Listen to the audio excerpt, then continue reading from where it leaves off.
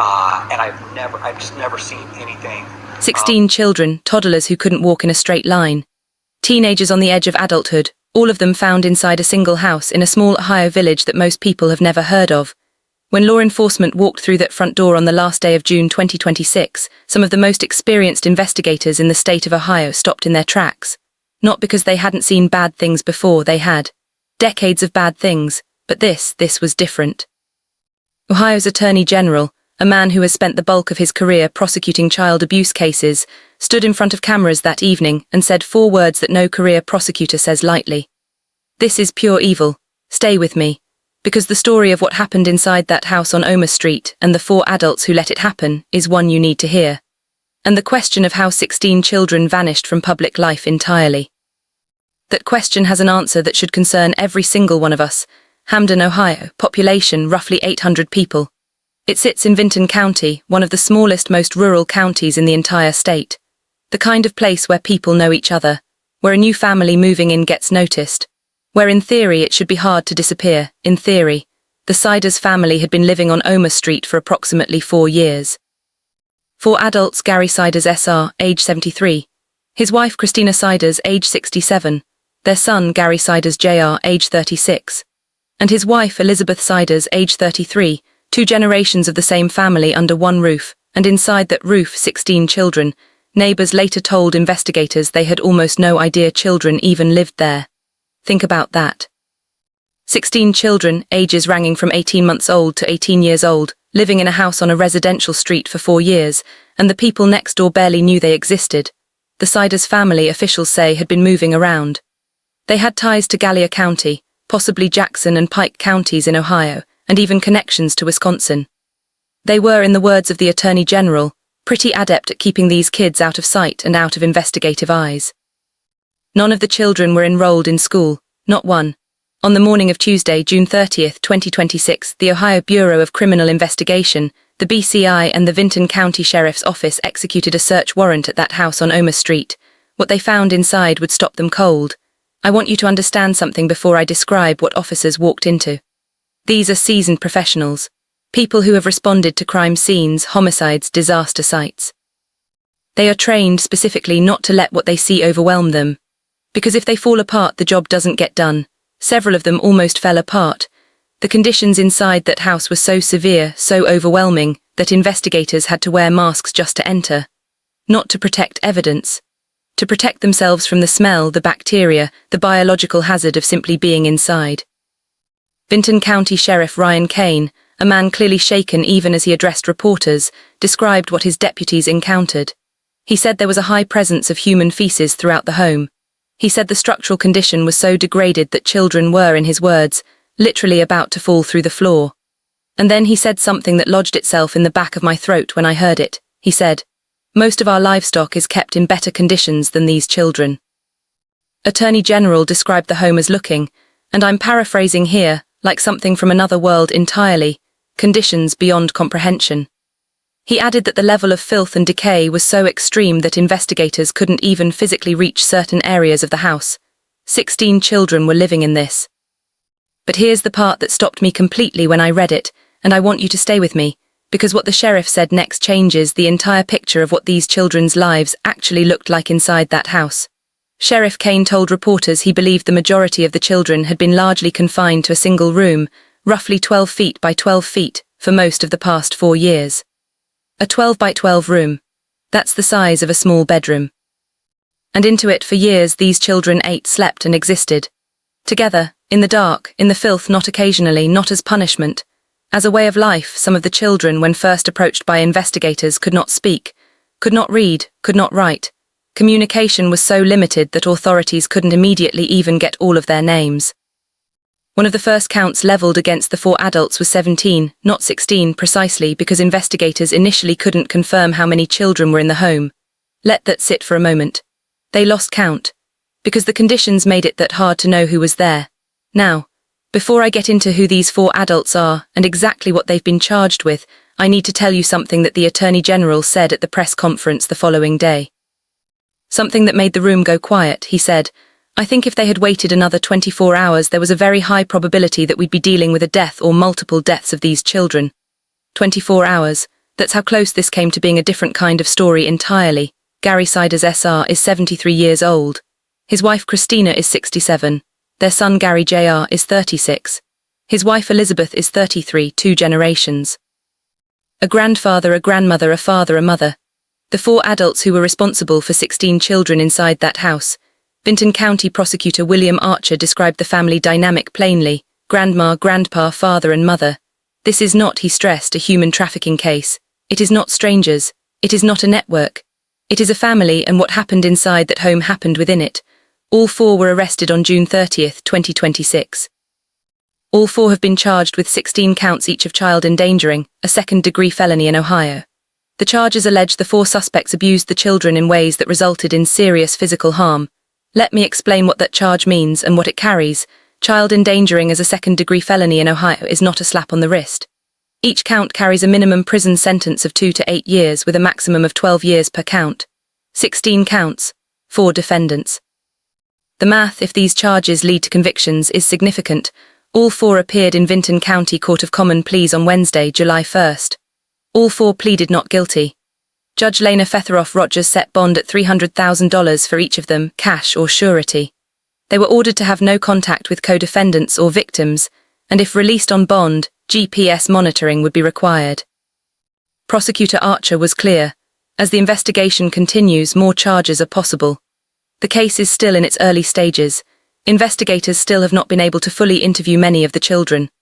And the BCI is asking anyone with information about this family, in Ohio, in Wisconsin, anywhere, to contact their tip line.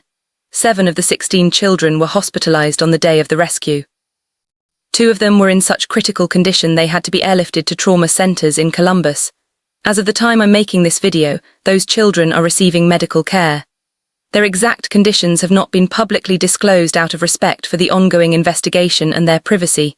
16 children. 7 hospitalized, 2 airlifted, 24 hours from potential deaths. I want to stop here the same way I always try to stop in these cases, and remind us all of who we're actually talking about, not the suspects. Not the charges, not the courtroom, the children, 16 of them. The youngest, 18 months old. Still in the stage where the world is entirely new, where every face, every sound, every texture is a first. A baby who should be learning to walk on carpet in a safe living room. Who instead spent the earliest conscious moments of their life in a 12 by 12 room thick with filth. And at the other end, an 18-year-old, old enough to drive, old enough to vote, but held inside that room so long, so completely cut off from any education, any socialization, any outside world, that the prosecutor said investigators believe this young person is developmentally still a minor. 18 years old, and the system had never touched them. Not school, not a doctor. Not a social worker, not anyone, and in between 14 more children. Toddlers, elementary age, preteens, teenagers, all of them raised, if you can call it that, inside the same walls. Some of them couldn't speak when officers arrived, couldn't write their own names, had never, as far as investigators can tell, attended a single day of school. Ohio Attorney General Wilson said it plainly when asked about the children's ability to communicate with investigators. Some of these children couldn't even speak. It was terrible. These children had no language for what was happening to them. No frame of reference for anything outside those walls. No concept that anywhere else, anything else, even existed. And when I started digging into how that was even possible, how 4 adults could keep 16 children this completely invisible for this long, I found an answer that is going to make you angry. Not just at the Siders family. At the system that let it happen. That is not an accident. That is the result of years of deliberate isolation. And a set of laws that made it shockingly easy to pull off. Here is the question that keeps coming back to me. The one that I think needs to be asked loudly, publicly and repeatedly. How does a family with 16 children live in a small Ohio village for 4 years, and virtually nobody knows they're there? The neighbors on Omer Street told investigators they had no idea children lived in that house. Not one child sighting. Not a sound. Not a kid on a bike, not a backpack by the door, not a school bus stopping out front, because none of those things happened. The children were never enrolled in school. And here is where I need you to pay attention, because this is the part of the story that most news reports skip over entirely. In Ohio, parents who choose to homeschool their children are required to notify their local school district. That's the law, but that notification only triggers if the family has ever been enrolled in the district to begin with. If a family moves into a new county or a new state and never enrolls their children anywhere, There is no automatic system that flags them. No government office that receives a list of children living at an address and cross-references it against school enrollment records. No welfare check triggered simply because a child never shows up anywhere. The National Center for Education Statistics estimates that over 3 million children in the United States are homeschooled. The majority of those families are doing exactly what the law intends, providing their children with a legitimate education in a safe home. But researchers who study child welfare have repeatedly flagged the same gap. A small number of families use the flexibility of homeschool laws not to educate their children, but to hide them. And in states with minimal oversight requirements, there is currently no reliable mechanism to tell the difference. The Siders family knew this. The Attorney General said it directly. They had been moving between counties, between states for years. Never staying long enough to attract attention. Never registering anywhere.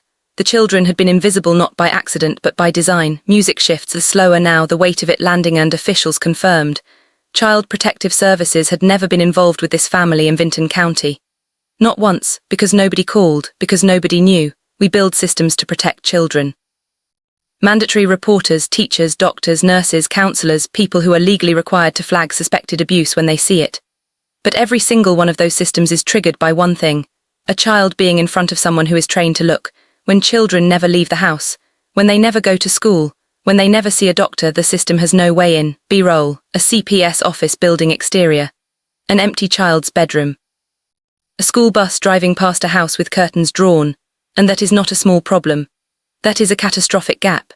The Siders case is not the first time it has been exposed. We saw it in Michigan with Casper O'Brien, a 7-year-old boy who died at 255 pounds because nobody in the outside world knew he existed. And unless something structurally changes in how we track children who never enter any public system, it will not be the last. I want to take a moment here, because in a story this dark there are still things worth holding on to. All 16 children are alive. They are out of that house. They are receiving medical care. They are being evaluated physically, psychologically, by professionals whose job is now to understand what they've been through and help them begin to recover from it. Vinton County Sheriff Kane said something at the press conference that I think deserves to be heard. He said, "There is joy when we realize we're about to change 16 lives for the better, but it's hard." He's right on both counts. This won't be easy. 16 children, many of them with significant developmental delays, many of them unable to communicate, many of them having never experienced a normal life. Placing them, caring for them, healing them is an enormous undertaking. The executive director of Athens County Children's Services acknowledged the immediate strain on the placement system.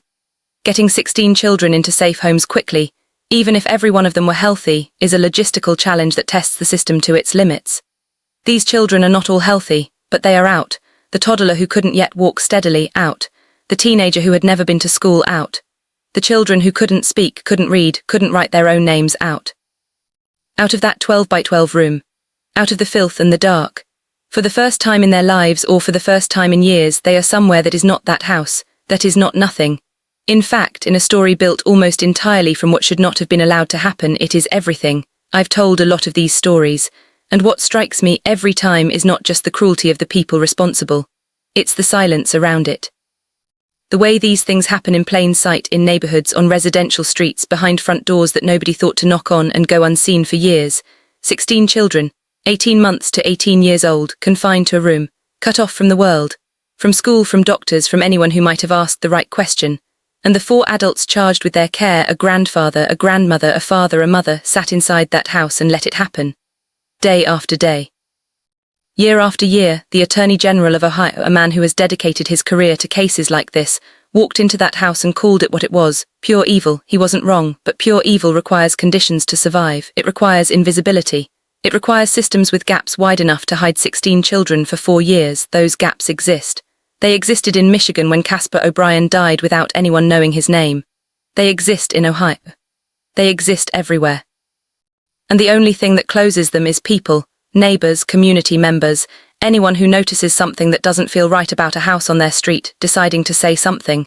If you see something, say something. That phrase gets used so often it almost loses meaning.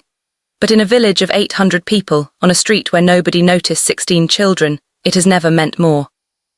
If you have information about the Siders family or this case, the Ohio Bureau of Criminal Investigation is asking the public to call their tip line at 855-224-6446 if you suspect a child near you is being abused or neglected. Contact the Child Help National Child Abuse Hotline, 1-800-422-4453. Available 24 hours a day, 7 days a week. Thank you for watching. Share this video. Because the more people who know these children existed and what was done to them, the harder it becomes to look away. I'll see you in the next one.